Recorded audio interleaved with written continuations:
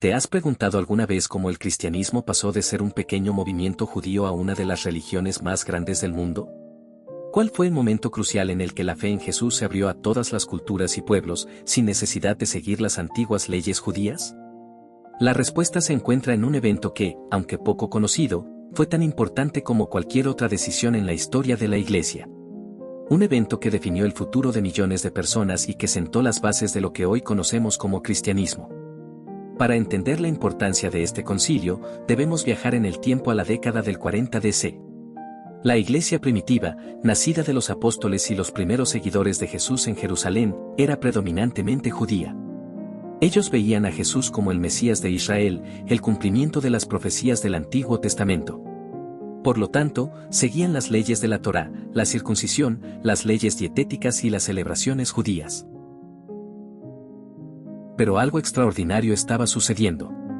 A miles de kilómetros de Jerusalén, en la ciudad de Antioquía, dos hombres, Pablo y Bernabé, estaban llevando el mensaje de Jesús a un público totalmente nuevo, los gentiles, es decir, los no judíos.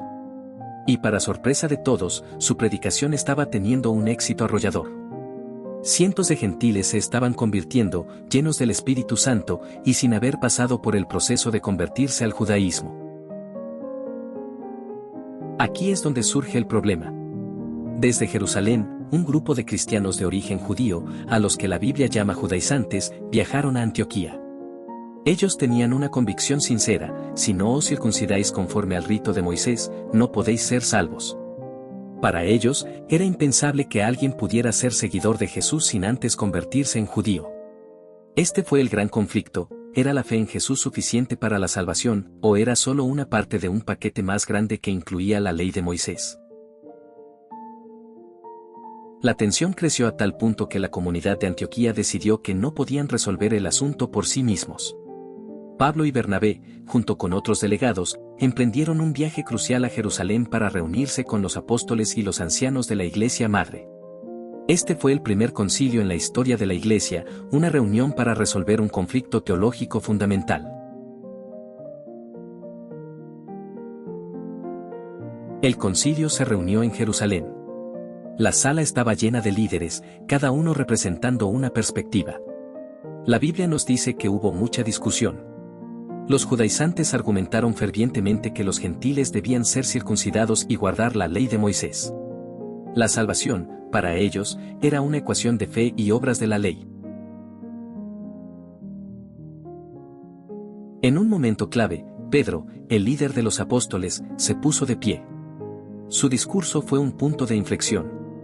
Recordó a todos cómo Dios lo había usado para llevar el Evangelio a Cornelio, un gentil, y cómo el Espíritu Santo había descendido sobre él y su casa, al igual que había descendido sobre los judíos en Pentecostés. Dios no hizo ninguna diferencia entre ellos y nosotros, dijo Pedro, purificando por la fe sus corazones. Su argumento era simple: si Dios mismo no exige la circuncisión para dar su Espíritu, ¿por qué deberíamos nosotros? Después de Pedro, Pablo y Bernabé tomaron la palabra. No presentaron un argumento teológico complejo. Simplemente contaron historias. Relataron cuántas señales y prodigios había hecho Dios por medio de ellos entre los gentiles. Su testimonio fue una prueba viviente de que la gracia de Dios no estaba limitada a las fronteras del judaísmo. El momento culminante llegó cuando Santiago, el hermano de Jesús y líder de la Iglesia de Jerusalén, se levantó para hablar. Santiago era una figura respetada y conservadora, lo que le daba un peso enorme a sus palabras. Él no solo estuvo de acuerdo con Pedro, sino que también respaldó la decisión con las escrituras del Antiguo Testamento. Citó el profeta Amós, mostrando que Dios siempre tuvo un plan para que las naciones gentiles buscaran su nombre.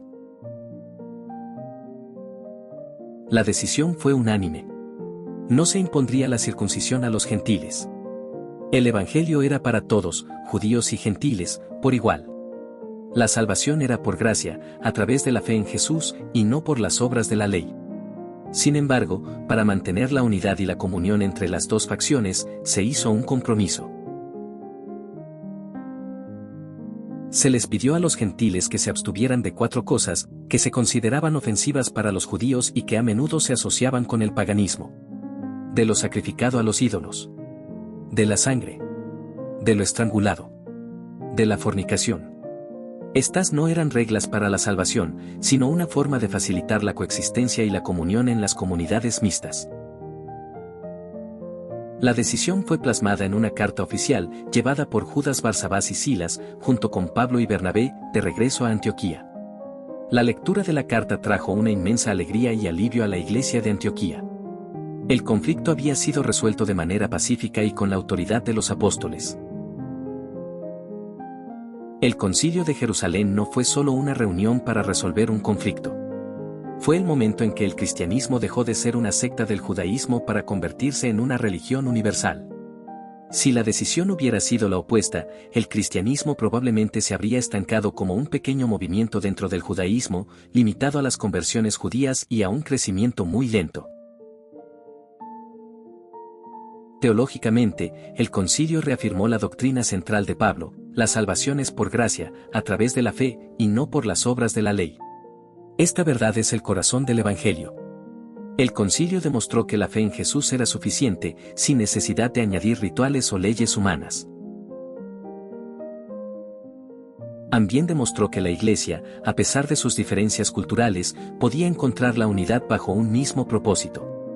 El concilio estableció un precedente para futuros desafíos y conflictos, mostrando que las decisiones importantes se podían tomar de manera colectiva, a través de la oración, el estudio de las Escrituras y la guía del Espíritu Santo. Reflexionemos sobre los actores clave. Pedro, el líder que validó la inclusión de los gentiles con su testimonio. Santiago, el líder que consolidó la decisión con la autoridad de las Escrituras. Pablo y Bernabé, los misioneros cuya labor desató el conflicto y cuya experiencia demostró la obra de Dios. ¿Sabías que el Concilio de Jerusalén es el único concilio apostólico registrado en la Biblia? O que la historia está relatada en Hechos 15, pero que Pablo también la menciona en su carta a los Gálatas, mostrando la gran importancia que tuvo para él.